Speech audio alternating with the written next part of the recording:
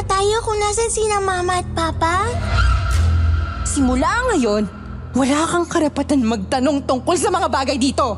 Lalo na sa pamamahay na to. Mga karne ba to? Parang ang lalaki ng pagkakahiwa sa mga parte. Saka bakit ganito ang amoy?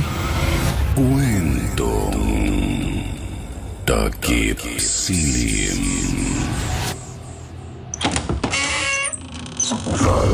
Para sa mga mahilig sa kwentong aswang, subaybayan ang aming bagong channel, Aswang Diaries. Aswang Diaries.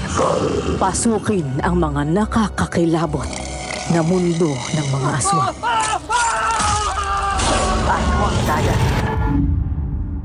Bago natin simulan ng kwento, please like and share the video at huwag na ding kalimutang mag-subscribe.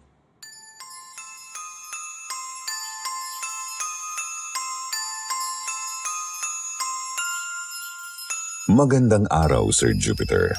Ako po si Edgar, 32 years old at nagtatrabaho bilang isang mekaniko sa isang maliit na auto shop dito sa Maynila. Ngayong araw nais ko pong ibahagi sa inyo ang naging karanasan ko may 5 taon na ang nakalilipas. Nagsimula po ang lahat noong ako'y muling bumalik sa aming probinsya. Bihira lang akong makauwi sa aming probinsya dahil sa mahal ng pamasahe at dahil na din sa responsibilidad ko sa pinapasukan kong auto shop. Noong mga panahon na yon, kinakailangan kong umuwi kaagad dahil namatay ang aking nanay.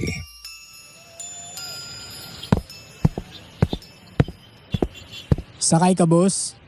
Saan po tayo? O boss, sa may Buena Vista lang, Purok 2, sa may Arco banda.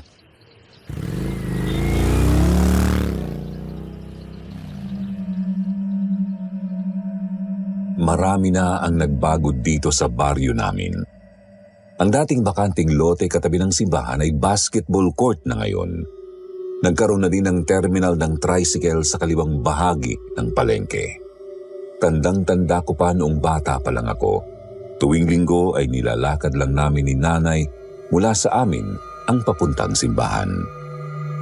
At pagkatapos ng misa, palagi akong ibinibili ni nanay ng paborito kong puto. Premyo ko daw dahil maaga akong nagising para samahan siyang magsimba. Minsan ko na ding tinulungan ang nanay noong nagtitinda pa siya dito sa may palengke. Pagkatapos ng klase ko, dumidiretso ako sa palengke kung saan may maliit na pwesto si nanay kung saan nagtitinda siya ng mga tuyo, danggit at tinapang isda. Bigla kong naalala ang kabilin-bilinan sa akin ng nanay nung bata pa ako. Kaya ikaw, Edong, mag-aral kang mabuti ha. Ayokong lalaki kang bulakboy.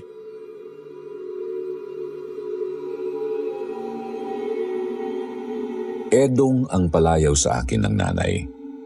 Siya lang ang tanging tumatawag sa akin ng ganyan.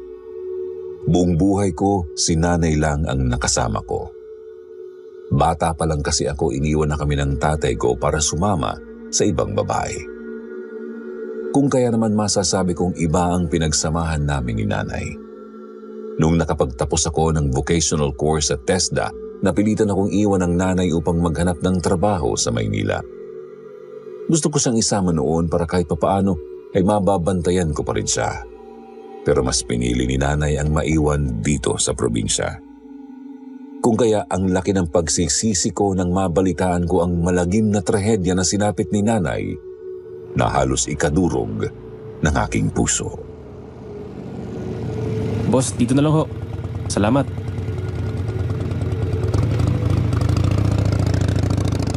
Mula sa kung saan ako binaba ng tricycle, naglakad pa ako ng halos 15 minutos papunta sa lugar namin.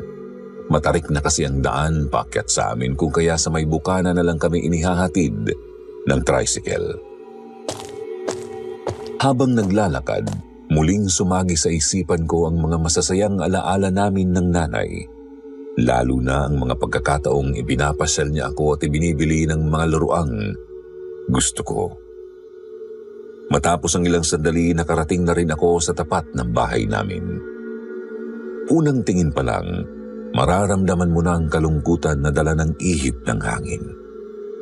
Tahimik ang buong bahay. Hindi na ito tulad ng dati kung saan halo-halong ingay ang maririnig mula rito. Pagbukas ko ng maliit na gate, napansin ko ang mga alagang halaman ng nanay. At kasabay ng pagkawala niya, isa-isa na ring nangamatay ang mga ito. Napuno na rin ng mga natuyong dahon ng harap ng bahay na dati-rati ay halos araw-araw niyang winawalis. Ramdam ko ang lungkot at bigat ng biglaang pagkamatay ni nanay. Isang linggo na rin kasi ang nakalipas mula nang siya ay bigla na lamang nawala. At tanging parte na lamang ng sira-sirang duster ang natagpuan sa malalim na parte ng kagubatan. Usap-usapan sa lugar na inatake raw ng mabangis na hayop ang nanay, kung kaya't hindi na muling nakita pa ang kanyang mga labi. Pagkapasok ko ng aming bahay, hindi ko napigilan ang sarili ko sa pag-iyak. Naaalala ko ang mga masasayang alaala na tanging ang mga dingding ng bahay na ito lamang ang naging saksi.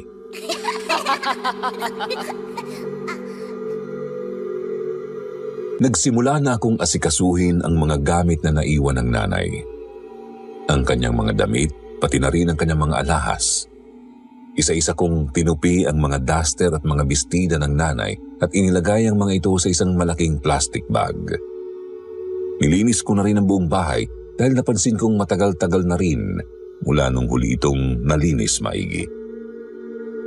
Habang abala ako sa pagtatanggal ng mga agiw sa kisame at dingding, nakarinig ako ng isang boses. Ito ay boses ng isang matandang babae. Edgar! Bigla akong napatigil sa paglilinis matapos kong marinig ang boses na yon.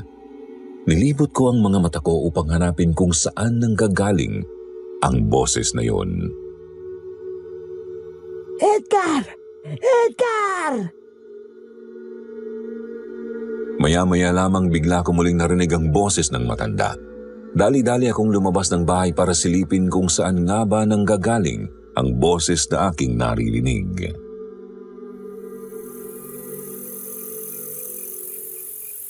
Edgar! Edgar! Sino yan? Sino ka, ha? Edgar! Sumagot ka! Sino yan? Lumabas ka! Magpakita ka sa akin! Sir Jupiter, noong mga sandaling yun ay unti-unti na akong nakaramdam ng takot dahil kahit anong libot ng aking paningin, wala akong makitang maaaring pagmulan ng boses na yon. Matapos ang ilang sandali, bigla na lamang nawala ang mga boses na aking naririnig. Napaisip din ako na hindi nga kaya guni-guni ko lang ang mga ito. Marahil ay dahil na rin sa pagod at puyat ko ng mga nakaraang gabi. Napagpasyahan ko na tapusin na ang paglilinis sa loob ng bahay at magpahinga na kaagad.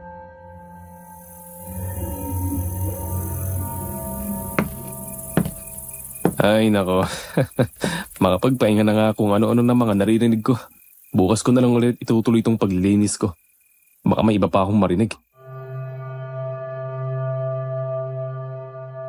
Kinabukasan, maagang-maaga pa lang ay napagpasyahan kong magwalis-walis muna sa harap ng bahay namin.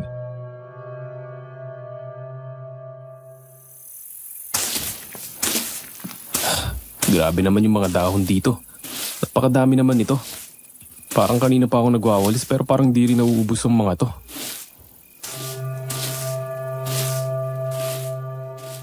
Habang ako'y nagwawalis, nabaling ang tingin ko sa isang magandang babaeng dumaan sa harap ng bahay namin. May mga bitbit siyang mga plastic bag na punong-puno ng mga pinamili niya. Unang kita ko pa lang sa kanya, inaamin ko na nabighani ako ng tuluyan sa kagandahan niya.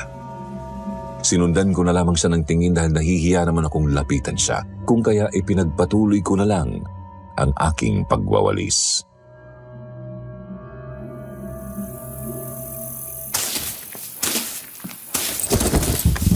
Ay, Diyos ko po, ano ba naman yan? Ngayon pa nasira kung kailan malapit na ako sa bahay. Ano ba naman to?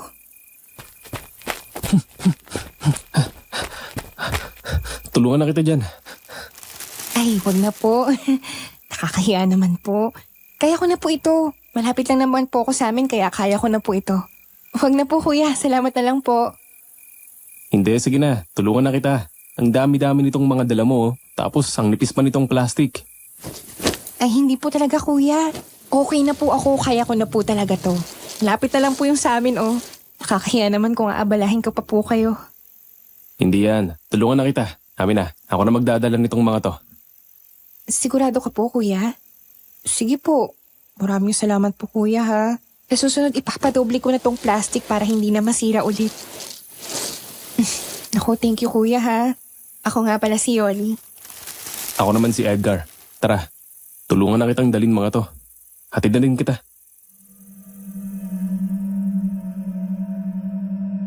Matapos naming pulutin ang mga naglaglagan niyang mga pinamili, naisip kong tulungan at ihatid na si Yoli para naman tuluyan ko siyang makilala pa.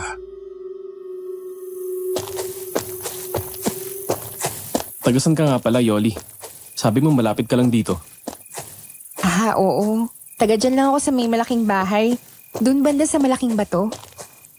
Malaking bahay? Eh di mayaman ka pala. Ay, naku, hindi po ah. Grabe naman po sa mayaman agad. Hindi ko bahay yun. Namamasukan lang po ako doon. Sigurado ka ha? Baka mamaya niloloko mo lang ako, mayaman ka pala talaga. Hindi nga. Bahay po yun ng amo ko. Tsaka may mayaman bang naglalakad galing palengke? Eh di sana nakakotse ako. Ni wala nga akong pang tricycle eh. May malaking bahay na pala doon. Sa pagkakatanda ko, masukal na kagubatan lang yung dati eh. Ah, oo. Bago lang po yung bahay na yun. Siguro mga 2 taon pa lang yung bahay na yun. Kung sa bagay, matagal-tagal na din mula nung huli kong uwi dito. Kaya din na nakapagtataka na maraming pinagbago dito sa baryo. Ikaw ba yung anak ni Aling Feli? Ah, oo. Ako nga. Kilala mo si nanay? Oo naman. Palagi kong sinasamahan si Aling Feli. Tuwing nanguha siya ng panggatong doon sa gubat. Minsan naman, tinadalhan ko siya ng pagkain. Lalo na kapag may sobrang ulam sa amin, para di na daw siya mahirapan magluto. Kaya nga, nalungkot ako nung nabalitaan kong wala na siya. Nakakapanglumo ang sinapit ni Aling Feli.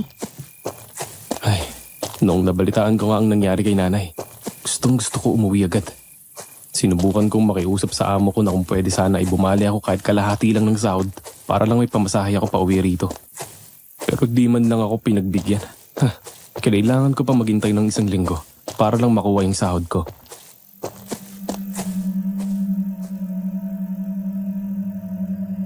Habang nagkwekwentuhan kami ni Yoli, maya-maya lamang ay nakarating na kami sa bahay kung saan siya namamasukan.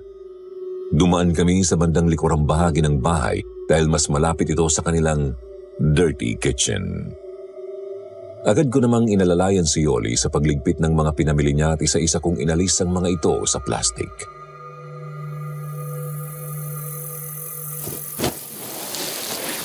Hoy Edgar, wag na yan.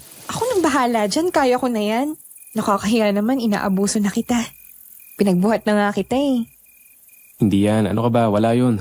Simple lang naman to. Aalisin lang to sa plastic eh. Hoy, seryoso ako Edgar. Ako na nga talaga dyan, iwanan mo na yan. Ano ka ba? Wala lang to. Ito na oh. Tapos ko na oh. Sige, ganito na lang. Ipagluluto na lang kita ng almusal. Ano bang gusto mong kainin ngayon? Sige, sige. Yan ang gusto ko. Kaya mo bang magluto ng pansit canton? Habang abala si Yoli sa paghahanda ng mga rekado, naupo lang muna ako sa isang tabi. Hindi ko napigilan ang aking sarili na magmasid sa kapaligiran ko. Talaga namang namangha ako sa laki ng bahay na ito. Halos kasing laki o mas malaki pa nga yata ang dirty kitchen nila kung ikukumpara sa bahay namin. Habang dahan-dahang nililibot ng mga mata ko ang kapaligiran ko, napukaw ang atensyon ko sa isang maliit na kwarto sa may likurang bahagi ng kusina nila. Bahagyang nakabukas ang pinto nito kung kaya'y napansin ko ang 2 naglalakihang freezer sa loob nito. Ngunit ang nakapagtataka rito ay kung bakit nakakandado ang mga ito. Yoli, ano yung nandun sa loob ng kwarto na yun? Freezer ba yun? Bakit naman nakakandado pa? Ay, wala yan. Pinapalak lang sa akin yan ng amo ko. Tsaka ikaw napaka-chismoso mo. Uy, hindi nagtatanong lang eh.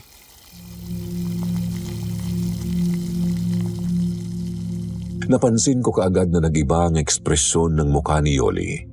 Bigla itong naging iritable dahil sa naging tanong ko kung kaya't minabuti ko na lamang na manahimik at wag na siyang kulitin tungkol dito.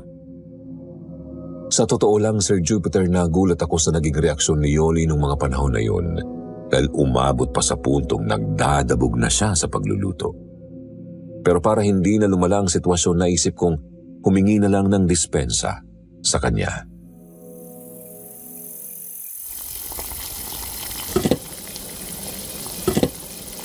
Yoli, pasensya ka na Hindi ko sinasadya na maging usisero o chismoso. Hayaan mo. Wala na yun.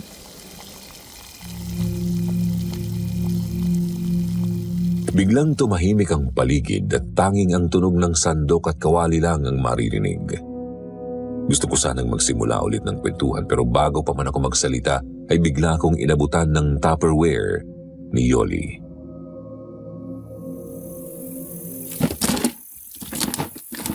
Oh, ano to? Para saan to? Hindi yung pansit mo. Di ba sabi mo kanina yan yung gusto mo? Oo nga. Akala ko lang dito ko nakakainin eh. Hindi na nga pwede. Maya-maya babangon na yung amo ko. Kaya sige na, muwi ka na. Ha? Muwi ka na nga, sabi. Baka mapagalitan pa ako ng amo ko. Bawal ako magpapasok ng hindi namin kakilala dito sa bahay. Sige na, muwi ka na. Dali na, lumabas ka na dun, muwi ka na dun. Galit ka ba kaya mo ba ako pinapaalis? Hindi nga, sige na Edgar, umuwi ka na, dalian mo. Oo na, sige na. Salamat dito sa pansit ha. Oo, sige na.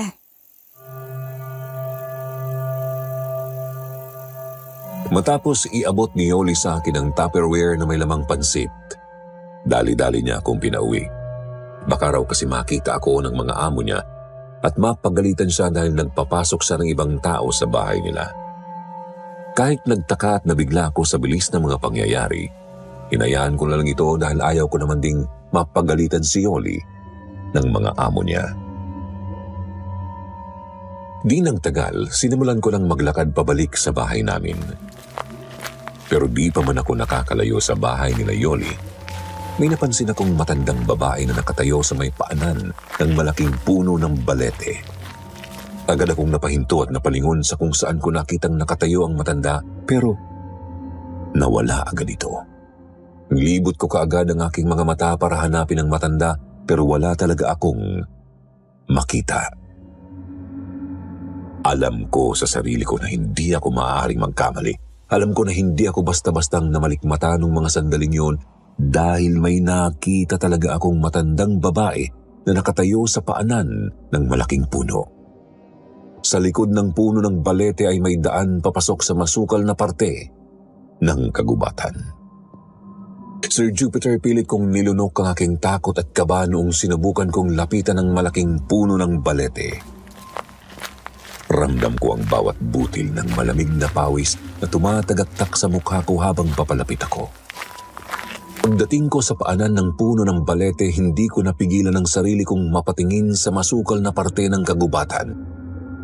Noong mga sandaling yun, para bang may tumatawag sa akin para pumasok sa liblib na lugar ng kagubatan. Yung tipong gusto kong pigilan ang sarili ko pagpasok, pero hindi ko magawa, na para bang wala akong kontrol sa mga kilos ko. Nanigas lalo ang katawan ko nang biglang maramdaman ko na may humawak sa balikat ko. Edgar, ayos ka lang ba? Anong ginagawa mo dyan? Anong sabi mo? Ang sabi ko, kung okay ka lang ba? Kanina pa kasi kita tinatawag pero di mo ako pinapansin. Nakatulala ka lang dyan. Ano ba kasi ang tinitignan mo dyan? Wala naman. Wala daw. Pero nakatulala ka dyan. Kung hindi pa kita nilapitan, hindi mo pa ako mapapansin. Wala talaga. May naalala lang ako. Oo, tama. May naalala lang ako. Sige, sabi mo eh. Bakit mo nga pala ako tinawag kanina? Wala naman. Gusto ko lang na humingi ng pasensya sa'yo sa nangyari kanina. Nasungitan kita kanina eh. Yun ba? Wala yun. Ako nga dapat humingi ng pasensya sa'yo eh. Kasi masyado akong naging pakialamero. Okay lang yun. Ako naman may kasalanan eh. Hindi. Mali ako kasi sinungitan kita. Ganito na lang. Para makabawi ako sa'yo, ipagluluto na lang kita ulit. Nang kahit anong gusto mong pagkain, lulutuin ko. Ano bang gusto mong kainin mamaya? Pagkain ulit? Ito pa nga yung pansit na niluto mo. Di ko pa nakakain saka. Wag na, nakakaya naman. Okay lang ako. Wala na yung kanina, hayaan mo na yun. Hindi pwede yun. Sige na. Ano bang gusto mong kainin mamaya? Wag na, ayos lang yun. Okay na yun, hayaan mo na yun. Oo. Sige na, Edgar. Nahihiya na ako sa'yo eh. Pinagbuhat na nga kita kanina tapos inaway pa kita. Sige na. Sige ka, magagalit ako sa'yo lalo. Sige na nga, ang kulit mo eh. Yun naman pala eh. Papayag ka din naman pala. O sige, ano bang gusto mong kakainin mamaya? Dali na, kahit ano pa yan lulutuin ko. Basta ikaw na bahala kung anong gusto mong lutuin. Kahit ano naman, kinakain ko eh. Oh, sabi mo yan ah. May naisip ako. Sigurado akong magugustuhan mo yun. Oo sige, kahit ano pa yan. Sige, salamat ulit ha. Mauna na ako, may tatapusin pa ako eh. Wala yun. O sige na, mamaya na lang ulit. Matapos ang naging usapan namin ni Yoli, nagsimula na ulit akong maglakad pauwi ng bahay. Habang ako'y pauwi, bigla kong naalala muli ang kakaibang nangyari sa akin kanina. Pakiramdam ko'y para akong pinaglalaruan ng kung anumang elemento ang naninirahan sa kagubatan. Kasabay nito, naalala kong muli ang matandang babae na nakita ko sa may paanan ng puno ng balete. Maraming tanong ang gumugulo sa isipan ko noong mga sandaling yun, katulad ng kung sino ang matandang yun at bakit siya nagpapakita sa akin. Siya rin ba yung matandang narinig ko nung isang araw? Totoo nga bang andyan siya o guni-guni ko lang ang mga iyon? Ilang sandali lamang ay nakauwi na rin ako sa aking bahay. Minabuti ko na lang na ipagpatuloy ang paglilinis at pagbabalot ng mga gamit ng nanay. Matapos maglinis ay kaagad kong tinikman ang pansit na ibinigay ni Yoli kaninang umaga.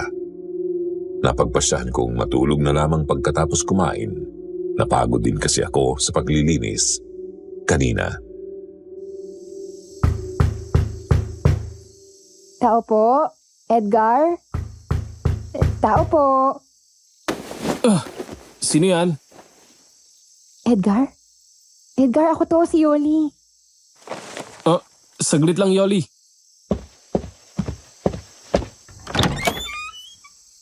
Yoli, kamusta? Bakit napadaan ka? Nako Edgar, pasensya ka na at ginising yata kita. Dala-dala ko na yung niluto kong ulam para sa'yo. Dinalhan na lang din kita ng kanin para makakain ka na agad. Uy, naku nakakaya naman, nag-abala ka pa. Maraming salamat ha. Teka, ano ba tong niluto mo? Uy, kare-kare. Paborito ko to eh. Lalo na yung maraming sarsa. Tara, samahan mo ako, pasok ka. Upo ka, Yoli. Pasensya ka na, medyo magulo pa itong bahay. Napakadami pa kasing kailangan ligpitin eh. Medyo maraming gamit si nanay. Ayos lang yun. Kaya nga kare-kare ang nasa isip kong lutuin kasi alam kong paborito mo yun. Oo. Ito talaga yung paborito kong ulam. Uy, masarap ha. Kalasang-kalasa ng kare-kare ni nanay. Magaling ka pala talagang magluto, Yoli. Ang sarap oh. Ito naman, pinula mo pa ako. Baka gutom ka lang. Totoo naman, pero bukod dun, masarap naman kasi talaga. Teka, matanong ko lang, paano ba kayo nagkakilala ng nanay? Bale, nakilala ko si Aling Feli nung minsang nakita ko siyang papasok ng gubat para manguha ng panggatong. Sabi ko sa kanya, huwag siya pumasok doon lalo na't wala siyang kasama. Kaya simula noon, sinasamahan ko na siya sa tuwing mangunguha siya ng kahoy na panggatong. Minsan dinadalan ko siya ng ulam ng sobrang pagkain namin dito. Minsan naman nagpapaturo ko sa kanya magluto ng iba't ibang pagkain. Tapos ayun, kwentuhan lang tungkol sa mga buhay namin.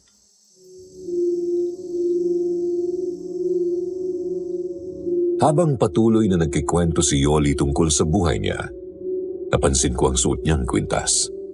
At habang nakatitig ako rito, doon ko napagtanto na medyo pamilyar sa akin ang kwintas na ito sapagkat kahawig na kahawig ito ng kwintas ng nanay.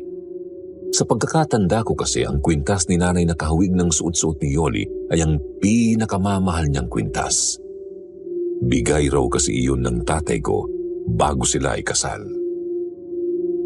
Nakaramdam ako ng pag-aalangan sa pagtatanong kay Yoli tungkol dito dahil baka masamain niya ito at mauwi ulit sa isang pagtatalo. Marami pa kami napagkwentuhan ni Yoli tungkol sa mga buhay namin. Parehas naming hindi na malaya ng oras dahil inabot kami ng hanggang alas 12 ng hating gabi. Dahil sa kakatawa sa mga pangyayari sa mga kanya-kanya naming mga naging karanasan. Matapos ang kwentuhan, agad na ring nagpaalam si Yoli sa akin dahil baka raw kasi mapansin ng mga amo niya na umalis siya. Pagkalipas ng halos 1 linggo, mas lalo pang lumalim ang pagkakaibigan namin ni Yoli. Tuwing umaga, sinasamahan kong mamili si Yoli sa palengke at saka kami didiretso sa kanila upang tulungan siyang magluto. At sa gabi naman ay pinupuntahan ako ni Yoli sa bahay ko para dalhan ako ng pagkain. May mga pagkakataon na sabay na kaming kumakain ni Yoli ng hapunan.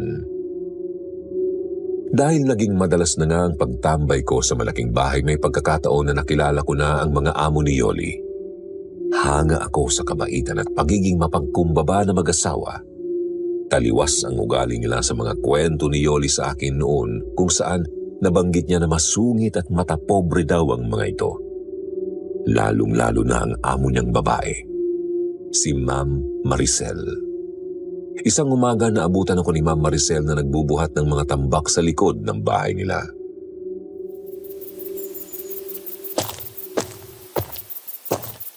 Oh, Edgar, anong ginagawa mo dyan?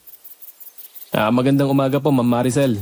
Bale, inutusan po ako ni Sir Lando na ayusin yung mga gamit dito para paitago na daw sa bodega. Ah, ganun ba? Sige, salamat ah. Teka, kumain ka na ba?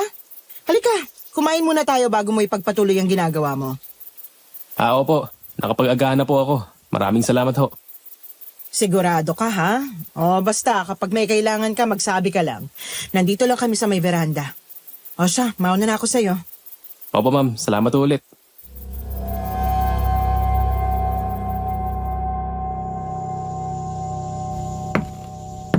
Ma, nakita mo ba yung susi nitong bodega?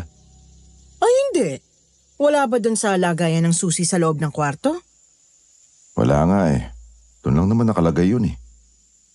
Aba, hindi ko alam. Tanungin mo muna si Yoli at baka nakita niya. Tinanong ko kanina. Hindi rin daw niya napansin. Kasi naman, matang ginagamit sa paghahanap, hindi bibig. O siya, sige. Papanik muna ako sa kwarto at ako na maghahanap sa susi na yan. Edgar, ayusin mo na lang muna yung mga tambak at pagsamasamahin mo muna dito sa isang gilid, ha? Hindi ko kasi makita yung susi nitong bodega eh. Sige po, sir. Isasalansan ko po muna sila dito sa isang gilid para maayos lang po tingnan. Oo, tama. Mabuti pa, Edgar. Kumain muna tayo. Tama-tama, nagluto si Yoli ng adobong baboy tsaka sinangag. Halika, kain tayo. Ayos lang po ako, sir. Kumain na po ako. Salamat po. Halika na, huwag ka na mahiya. Ay, kumain na po talaga ako, sir. Maraming salamat po. O sige, huwag ka mahiya magsabi pag may kailangan ka, ha? Opo, sir. Salamat po ulit. Habang nag-aayos ako ng mga tambak, maya-maya lumapit sa akin si Yoli.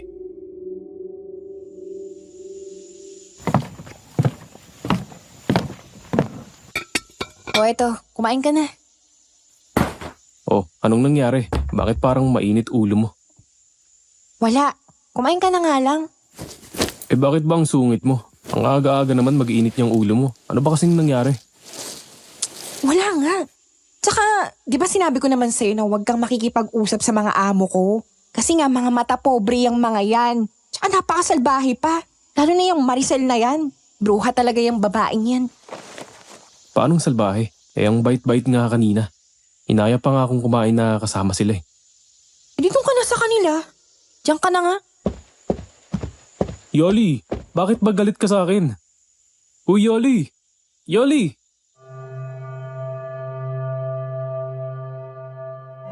Labis akong naguluhan sa ugaling ipinakita ni Yoli sa akin. Hindi ko maintindihan kung bakit ipinipilit niya na masama ang mga ugali ng mga amo niya dahil hindi naman ganoon ang pakikitungo ng mga ito sa akin. Nitong mga sumunod na araw napansin kong naging mas masungit at iritable si Yoli. Naging mas madalas na ang pagtatalo namin tungkol sa mga maliliit na bagay. Isang umaga habang inaalalayan ko si Yoli sa paghahanda ng mga rekado ng kanyang lulutuin, naisipan kong kumustahin ang mga amo ni Yoli. Napansin ko kasi nabibihira ko na makita ang mga amo ni Yoli, pati na rin ang 6 na taong gulang na anak nila. Kung dati ay palagi ko silang nakikitang nagsasalo-salo sa veranda, ngayon kahit anino nila ay di ko na maaninag. Ang kanilang anak na si Trina ay hindi ko na rin nakikitang naglalaro sa kanilang maliit na hardin.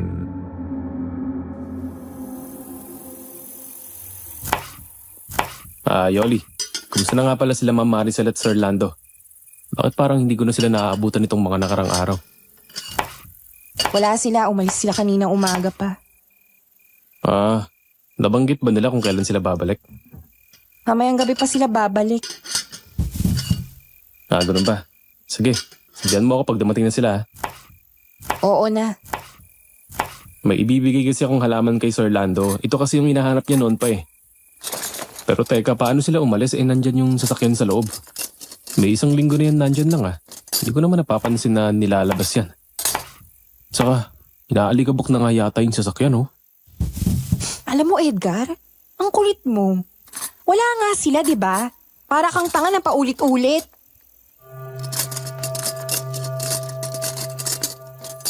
Halata sa boses ni Yoli ang pagiging iritado niya.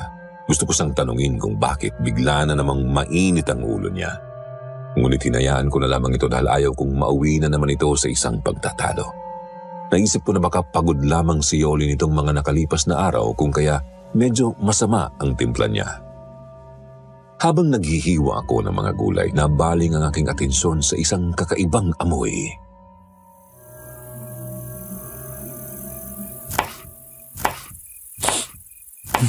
Ano yun? Naaamoy mo ba yun? Ang baho ng amoy. Medyo malansa yung dating. Anong amoy? Wala naman ako naaamoy na mabaho. Hindi, meron talaga. Saan kaya galing yung amoy na yun? Wala nga. Ikaw lang yung minaamoy na ganyan eh. Hindi, Yoli. Meron talaga eh. Mabaho siya na malansa. Doon. Doon Doon galing ang amoy sa kwarto na yun. Di ba dyan nakalagay yung freezer nyo? Baka yung freezer to eh. Baka sira na yung mga freezer nyo. Tingnan nga natin. Ha? Hindi. Hindi dyan galing yung amoy. Edgar, wag mong pakialaman yan. Bakas sa mukha ni Yoli ang matinding gulat nang itinuro ko kung saan nanggagaling ang mabahong amoy. Sa pagmamadali ni Yoli, hindi na niya nabitawan ang kutsilyo na hawak-hawak niya sa kagustuhan niyang pigilan ako nung makita niya na lalapitan ko ang maliit na kwarto kung saan ko matatagpuan ang mga freezer. Dali-daling lumapit si Yoli sa akin at sabay itinutok ang kutsilyo sa akin. Kitang-kita ko sa mga mata ni Yoli ang matinding galit nung mga sandaling yun. Uy, Yoli, ano ka ba naman? Bakit naman kailangan mo pang gawin yan? Alam mo, ikaw napipikon na ako sa'yo eh. Ano ko sabi ko sa'yo? Talagang hindi ka marunong makinig? Eh di ba sabi ko wag kang makikialam sa mga bagay dito? Oo, hindi na. Ibaba mo na yung kutsilyo. Sobra ka naman yata, Yoli. Gusto ko lang naman tingnan kung yung freezer nga ba yun kasi baka mamaya sira na. Bakit naman umabot pa sa punto na tututukan mo ko niyan? Wala ka nang paki doon. Isa lang ang isaksak mo dyan sa kokote mo. Simula ngayon, Wala kang karapatan magtanong tungkol sa mga bagay dito. Lalo na sa pamamahay na to. Huwag ka na magtatanong tungkol sa lintik na freezer na yan. At lalong-lalo na, huwag ka magtatanong kung nasaan ang matapobreng mag-asawa na yon. Naiintindihan mo ba? Oo, hindi na. Pero grabe naman to, Yoli. Ibaba mo na nga yung kutsilyo na yan. Sir Jupiter, nung mga sandaling yon para akong nanigas sa sobrang takot. Hindi ko akalain na ganun ang magiging reaksyon ni Yoli dahil kung tutuusin simple lang naman ang pinagmulan nito. Napansin kong naging kulay itim ang mga mata ni Yoli. Ramdam na ramdam ang tindi ng galit niya sa akin ng mga sandaling yon. Bukod dito, ramdam ko rin ang hapdi na sanhi ng talim ng kutsilyo na itinutok ni Yoli sa kaliwang bahagi ng aking leeg. At habang tumatagal, mas lalo niya pang dinidiinan ang pagbaon nito. Siguraduhin mo lang, Edgar, kung ayaw mong matulad sa kanila. Anong sabi mo? Sinong sila? Sinong tinutukoy mo? Lumayas ka! Lumayas ka sa pamamahay ko!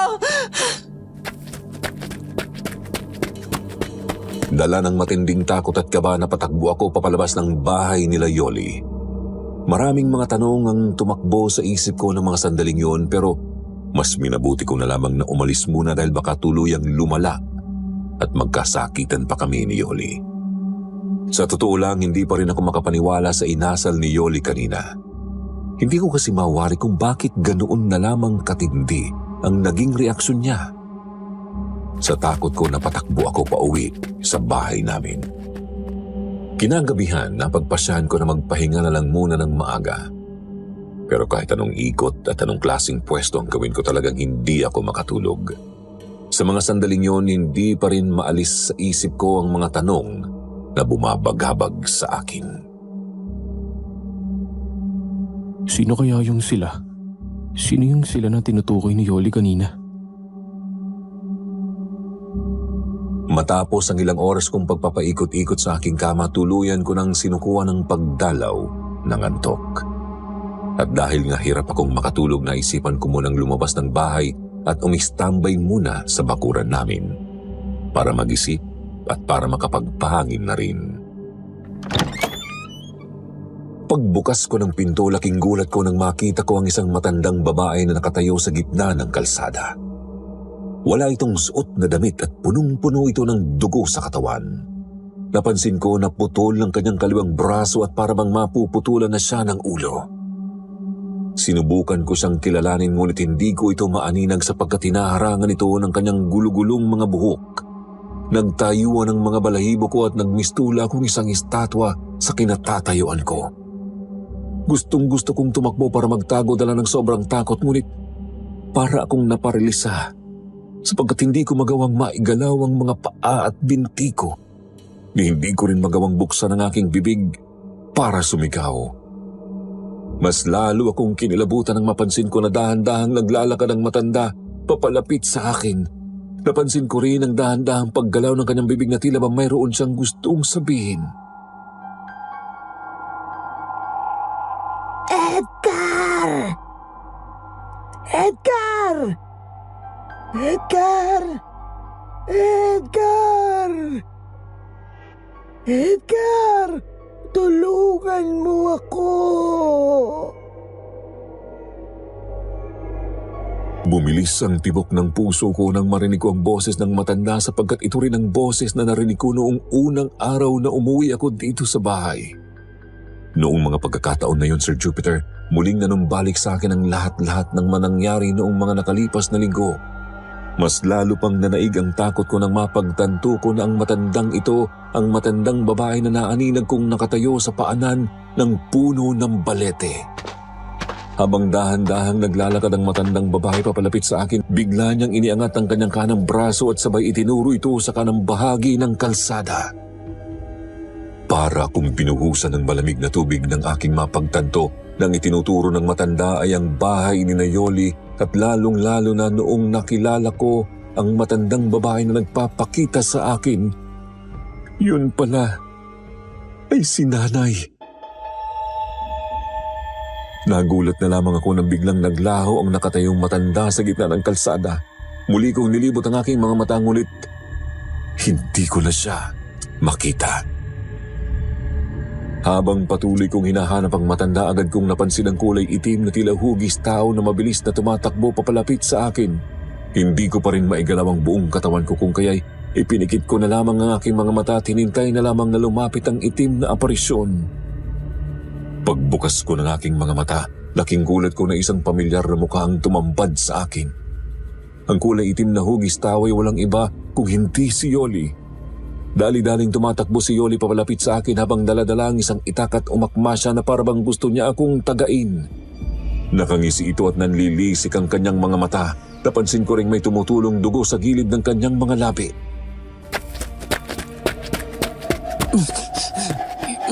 Yoli! Wag!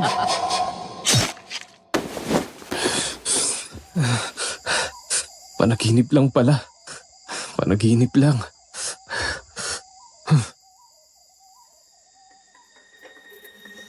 Matapos akong mapabalikwas, agad akong bumangon mula sa kama at dali-daling lumabas ng bahay para pumunta sa bahay ni Yoli.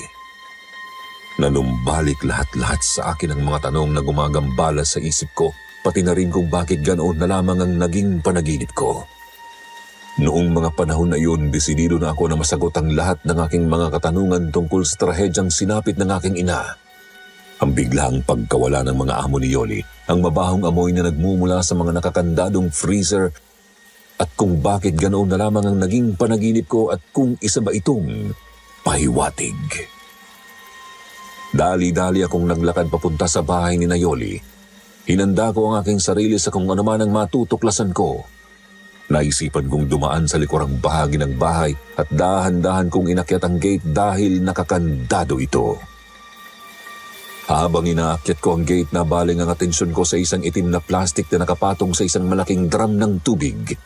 Nakabukas ito ng kaunti kung kaya't makikita kaagad ang laman sa loob ng plastik. Napukaw ang atensyon ko sa plastik na yon ng aking maaninag ang kapirasong parte ng damit.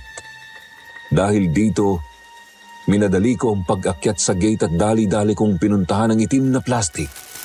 Agad na nagtayuan ang aking mga balahibo nang makita ko ang ibang parte ng sira-sirang duster ni nanay. Sigurado ako, hindi ako maaaring magkamali sapagkat alam ko na ito ang paboritong duster ng nanay dahil ito'y niregalo ko sa kanya noong una kong makuha ang aking kauna-unahang sahod sa pagmemekaniko. Bukod sa sira-sirang duster, natagpuan ko rin ang iba pang mga gamit ni nanay tulad ng kanyang mga tsinelas, salamin sa mata at pati na rin ang kanyang pitaka. Agad akong nakaramdam ng matinding galit ng mga pagkakataong yon. Dahil dito walang pag-aalinlangan akong naghanap ng martilyo at dali-dali kong tinungo ang maliit na kwarto kung saan nakatago ang dalawang naglalakihang freezer. Habang pinupukpok ko ang kandado ng freezer, magkahalong galit at takot ang bumabagabag sa damdamin ko. Matinding galit sa kahayupan ng kung sino mang gumawa ng ganitong klaseng kahayupan sa aking ina at higit sa lahat, takot. Natatakot ako sa matutuklasan ko kapag nabuksan ko na ang freezer na ito. Sa mga pagkakataong ito, wala na akong pakialam kung umalingaso man ang tunog sa lakas ng aking pagpupukpok sa kandado. Matapos ang walang humpay kong pagpukpok, tuluyan ko nang nasira ang kandado. Matapos masira ang kandado, dali-dali kong inangat ang pinto ng freezer. Agad na tumambad sa akin ang iba't ibang parte ng karne na isa-isang nakabalot sa plastik.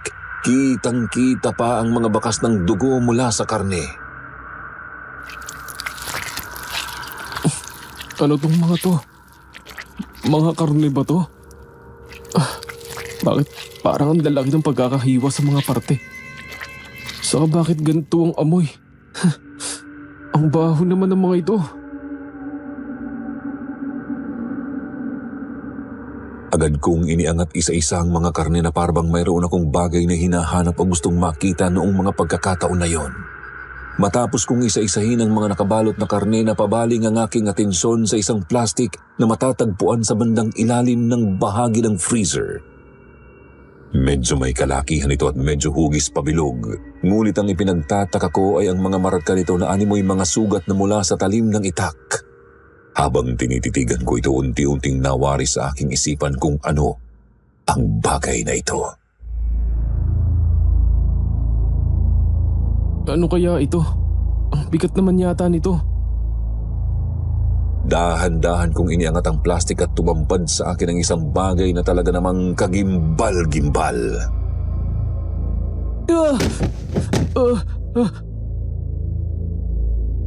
Para kong binuhusan ng malamig na tubig nang aking makita na ang laman ng plastik na iyon ay isang ulo. Dala ng tinding gulat ako'y biglang napaupo at agad ko rin itong nabitawan dahil sa sobrang takot. Bukod sa takot, hindi ko rin naiwasang hindi mapaiyak nang makita ko ang sinapit ni Ma'am Maricel. Dito ko napagtanto na hindi lang pala basta-basta mga parte ng karne ang mga nakita ko kanina sa loob ng freezer. Ito pala ay parte ng mga katawan ng tao, mga parte ng katawan ni Ma'am Maricel. Dahil dito napagpasyahan kong sugurin at kumprontahin si Yoli. Habang bit-bit-bit-bit ko ang martilyo, dali-dali akong sumugod papasok ng kanilang bahay. Imposible. Hindi totoo to. Yoli! Yoli! Lumabas ka dyan, hayop ka, Yoli! Harapin mo ako! Anong problema, Edgar? Bakit ka naman nag-iiskandalo dito? Shh! Huwag ka maingay. Baka magising yung mga amo ko. Anong pinagsasabi mo? Paanong magigising ay pinatay mo na sila? Tama ako, di ba? Di ba?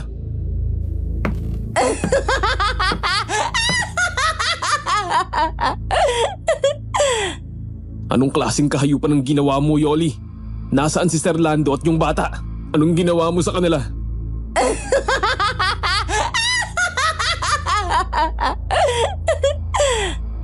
Teka, may kinalaman ka ba sa pagkamatay ni nanay? Hindi ko napigilan ang mapikon sa mga sagot ni Yoli sa akin at dahil dito agad-agad ko siyang nilapitan. Nasaan si Sir Lando at si Trina? Sagutin mo ang tanong ko, Yoli. Nasaan si Sir Lando at si Trina? Anong ginawa mo sa kanila?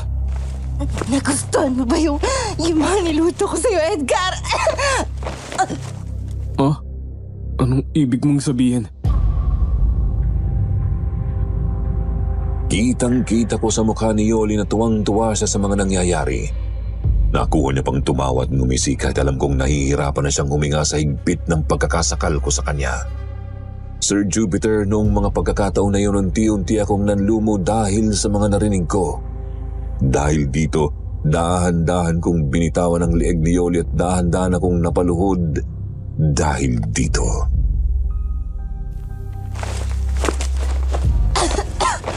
Ewan ko sa'yo, Edgar. Tanong ka kasi ng tanong kung nasaan ang mga amo ko. Paano mo ba naman sila mahanap? Kung sarap na sarap ka dun sa mga kinakain mo. Anong ibig mo sabihin? At saka yung nanay mo, hindi mo ba siya nalalasahan doon sa kare-kare na niluto ko? Di ba ang sabi mo, kalasa-lasa ng luto ko yung luto ng nanay mo? Ayop ka! Anong ginawa sa'yo ng nanay ko? Matagal na akong nagtitimpi dyan sa Maricel na yan eh.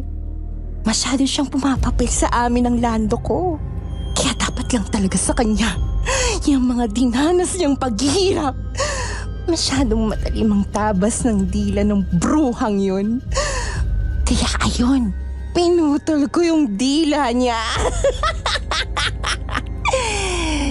Isa-isa kong tinaga yung mga binti at braso niya habang nakagapos siya. Gusto kong maramdaman niya yung lahat ng galit ko sa kanya. Palagi din siya nagrereklamo at nag-iinarte kay Lando. Kesyo lagi daw sumasakit yung ulo niya.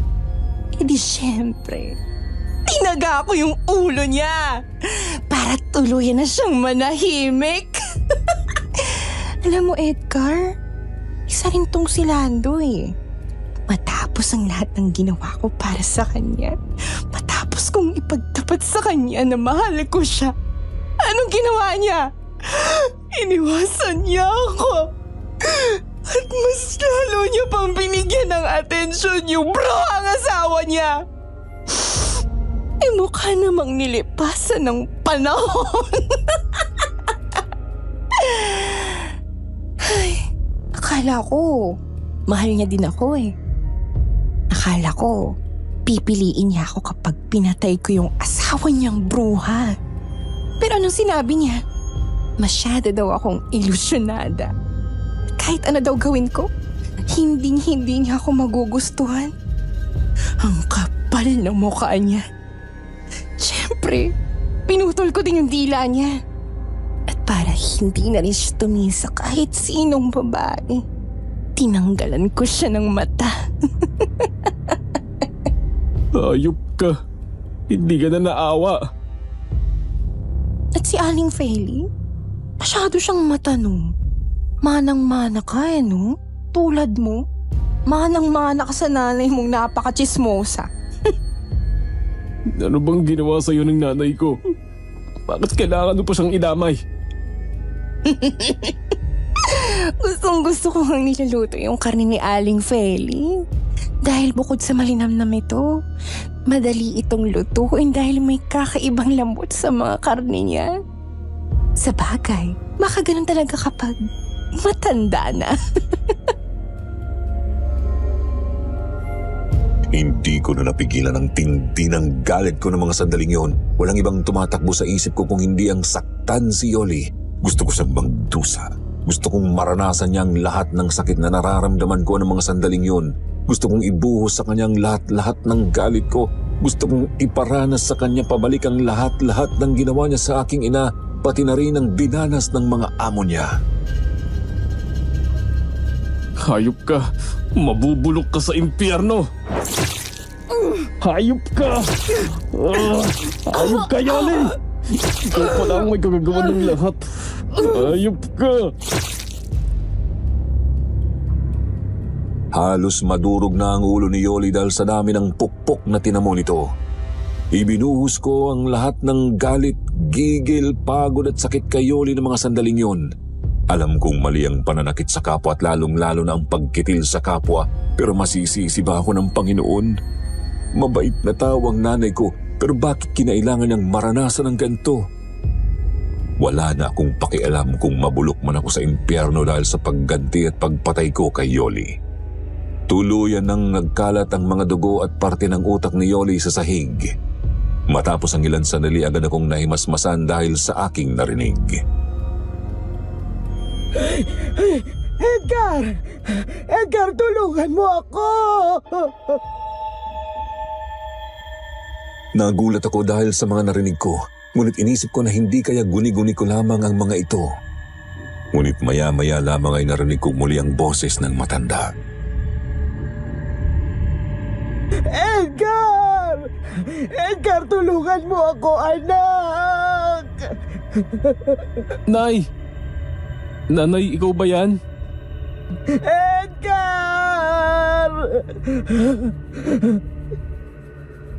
Agad-agad akong napatayo para hanapin kung saan nanggagaling ang boses ng matanda. Nilibot ko ang aking mga mata pero hindi ko makita kung saan siya posibleng nagtatago. Matapos ang ilang sandali, muli ko na namang narinig ang boses ng matanda. Dito, napansin kong galing ang boses sa loob ng nakagandadong bodega malapit sa garahe. Agad kong nilapitan ang pinto ng bodega para buksan ito. Nay! Nanay, ikaw ba talaga yan? Nay! Matapos ang ilang beses kong pagpukpok sa kandado ay nasira ko din kaagad ito at dali-dali ko itong binuksan. Animoy para akong binuhusan ng malimig na tubig dahil sa nakita ko sa loob. Nay! Nanay! Ikaw ba yan? Tumambad sa akin ang isang matandang babae na walang suot na damit at punong-puno ng dugo ang katawan. Napansin kong putol rin ang kanyang kanang braso at ang parehong mga binti nito. Nanay! Nay! Ikaw ba yan?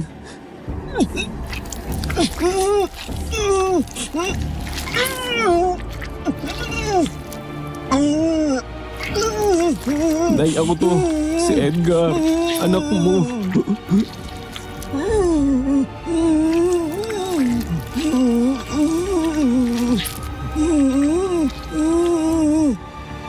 Nakita kong ninangasab ng matandang babae ang kaliwang braso mula sa labi ng isang lalaki na nakakulong din sa loob ng bodega. Wala ng mga mata ang lalaki at napansin kong may malaking tagarin ito sa kanyang lieg na parabang nabitin lang ang pagpugot ng ulo nito. Base sa mga damit na suot nito, nakilala ko kaagad ang lalaki. Hindi rin pala pinalampas ni Yoli mula sa kanyang karahasan, si Sir Lando. Halos hindi ko na makilala ang nanay dahil sa kaawa-awang itsura nito. Halos kinalbo na ang nanay dahil kakaunti na lamang ang piraso ng buhok na natitira sa kanyang ulo. May mga bakas din ng sugat ang kanyang ulo at para bang ginupit ang kanyang buhok gamit ang itak. Halos puno rin ng mga sugat ang katawan nito. Napansin kong may malaking sugat ang nanay sa kanang bahagi ng kanyang noo na para bang hinampas ito ng malakas. Bukod dito, napansin kong wala na rin ang kanyang kaliwang mata. Dahil dito, hindi ko maiwasan ang hindi mapaiyak dahil sa kinahinatnan ng aking nanay. Lubos din ang aking pagsisisi. Dahil kung hindi ko siya iniwan dito sa probinsyang mag-isa, hindi mangyayari sa kanya ang ganitong bagay. Sinubukan kong lapitan ng nanay para alalayan siya, ngunit hindi ko inaasahan ang kanyang naging reaksyon. Nanay, ako to si Edgar, Nay. Nay, tara po, uwi na tayo, Nanay.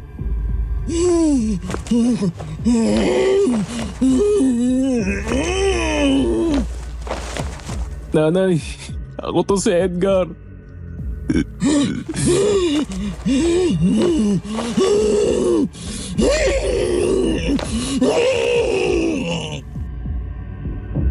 Agad itong lumingon sa kinatatayuan ko at dali-daling gumapang papalapit sa akin. Para akong natulala noong mga pagkakataon na yun dahil hindi ko alam ang gagawin ko. Aaminin kong nakaramdam ako ng takot ng mga sandaling yon dahil alam kong hindi na si nanay ang taong nasa harap ko. Pero kahit anong pilit ko, hindi ko maigalaw ang mga binti ko upang makatakbo. Ayaw ko namang saktan ng nanay dahil alam kong biktima rin siya at lalong alam ko na hindi niya alam ang ginagawa niya. Napatigil ang paglapit ng matanda sa akin nang mabaling ang atensyon niya sa isang malaking itim na plastik na nakasandal sa may dulong bahagi ng bodega. Bigla kasi itong gumalaw kung kaya't parehas kaming biglang napatingin. Di nagtagal ay may narinig akong mga mahihinang iyak na nagmumula sa itim na plastik na yon. Mama! Papa, help! Help me, please! Mama! Papa! Agad kaming napalingon matapos naming marinig ang mga mahihinang iyak na nagmumula sa itim na plastik. Lubos akong nakaramdam ng kaba at takot nang makita kong dali-daling lalapitan ng matandang itim na plastik. Dahil dito agad rin akong napatakbo upang habulin ng matanda. Nay, huwag po. Nay, huwag.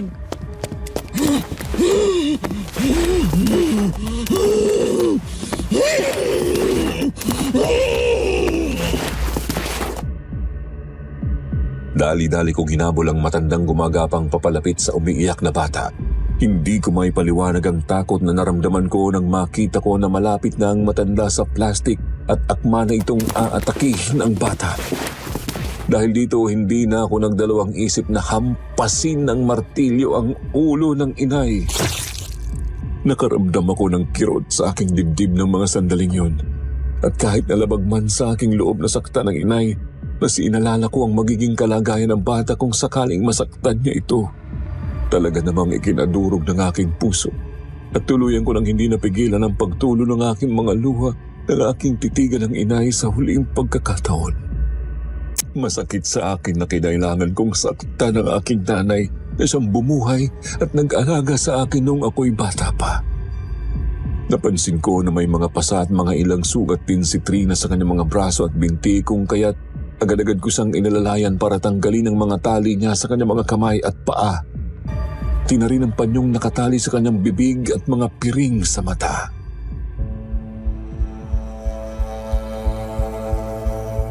Trina, ako to, si Kuya Edgar. Okay ka lang ba? May masakit ba sa'yo?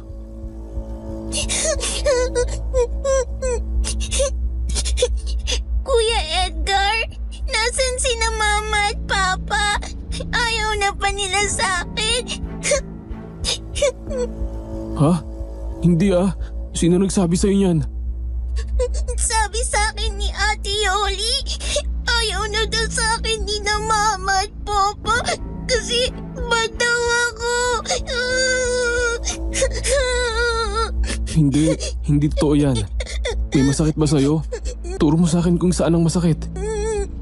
Nasaan na sina Mama at Papa? Bakit wala sila? Kanina ko pa sila tinatawag eh. Ay, may pinuntahan lang sila.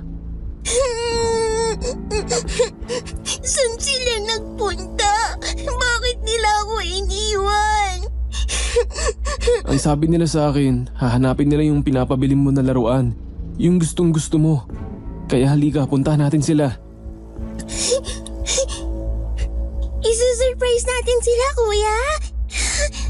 Oo. Kaya tara na ha. Kailangan na natin umalis para maabutan natin sila. Pero Trina, hindi ko muna aalisin tong piring sa mga mata mo ha. Ipangako mo sa akin na hindi mo tatanggalin ang mga ito hanggat hindi ko sinasabi. Ayos ba yon?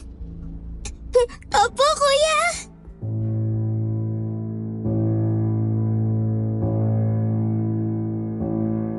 Agad kong kinarga si Trina papalabas ng bodega at dali-dali ko siyang isinakay sa sasakyan. Isa na lang ang tumatakbo sa isip ko noong mga pagkakataon na yon. Yun ay ang maialis na ang bata sa bahay na yon. Hindi ko muna inalis ang piring niya sa kanyang mga mata sapagkat ayaw kong makita niya ang madugong mga labi sa paligid niya.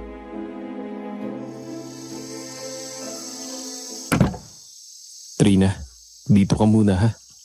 Kahit anong mangyari, huwag na huwag kang bababa at lalong huwag mong aalisin niyang piring sa mga mata mo. May nakalimutan lang si kuya sa loob. Kukuhanin ko lang sandali ha.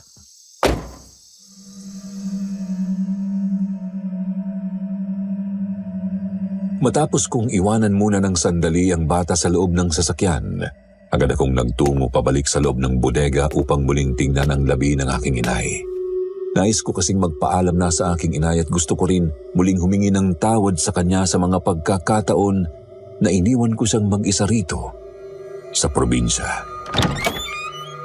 Pagpasok ko muli sa loob ng bodega, agad kong nilapitan ang labi ng nanay. Iniangat ko ito at ipinwesto ito ng maayos.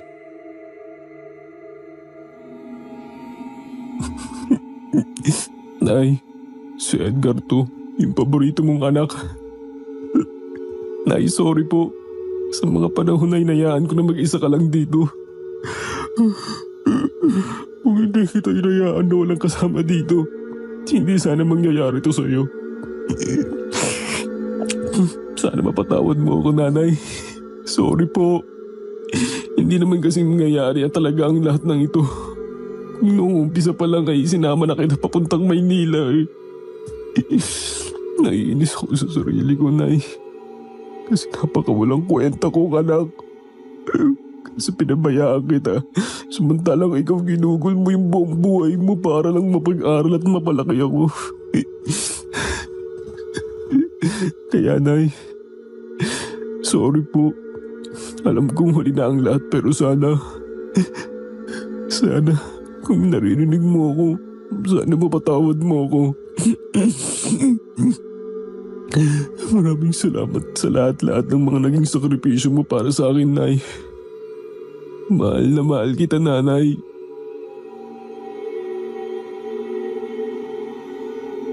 Matapos kong makapagpaalam ng tuluyan sa aking nanay, agad-agad kong binuhat ang kanyang mga labi at inilabas ito sa garahe kung saan nandoon din ang labi ni Yoli. Matapos kong ayusin ang labi ng nanay sa tabi ni Yoli, muli naman akong bumalik sa bodega upang kuhanin ang 2 galon ng gasolina at agad ko namang ibinuhos ito sa mga labi ng nanay at ni Yoli, pati na rin sa iba pang parte ng bahay. Matapos ang ilang sandali, agad ko namang sinilaban ng mga labi gamit ang lighter galing sa bulsa ng aking pantalon at saka ako bumalik sa sasakyan.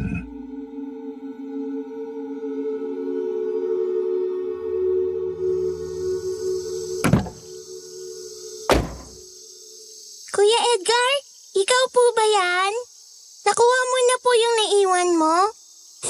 Oo naman. Uy, galing mo ah. Hindi mo tinanggal yung takip mo sa mata ah. Very good ka dyan. Pasensya ka na, Trina, kung natagalan si Kuya sa pagbalik ha. Opo, kuya. Sabi mo kasi huwag ko ialis eh. Okay, sige. Tara, alis na tayo. Pupunta na ba tayo kung nasan sina mama at papa? Oo naman. Yay! Makikita ko na uli sila mama at papa.